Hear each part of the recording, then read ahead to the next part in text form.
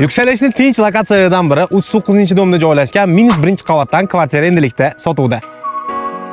Kvartiramiz 65 metr kvadrat maydonni o'z ichiga oladi hamda 3 xonalik hisoblanadi. Alohida zinadan uyimizga tushib kelsak bo'ladi. Tushib kelganimizda birinchi ko'radigan xonamiz bu mehmonxona hisoblanadi. Ta'mir holatlari juda ham chiroyli. Mana bu jihozini agar kelsangiz qoldirib chiqib ketishadi yoki olib chiqib ketishar ekan.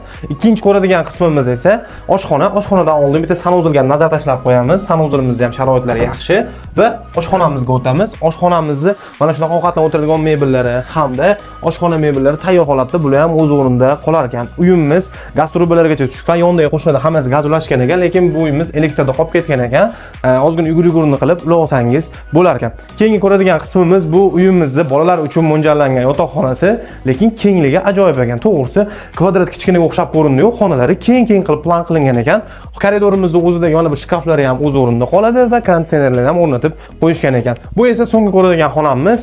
Kattalar uchun mo'ljallangan yotoqxona. Aboylarni ham yaxshisini tanlangan ekan. Ikki tomonni ikki xil qilib so'nggi dizaynda tayyorlab qo'yishibdi. Bu kvartiramizni yana bitta yaxshi tomoni, mana bu yerda oldi tomonda ham, orqa tomonda ham foydalanadigan joyi bor ekan.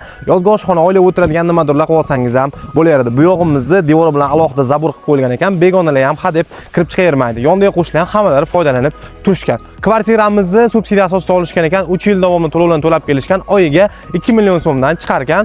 Olgan inson qolgan davom ettirib ketadi. Narxi keladigan bo'lsak 13500 dollar va o'tib beradigan joyi ham bor. Egalarning telefon nomerini videoni pastda qoldirganman, bog'lansangiz bo'ladi.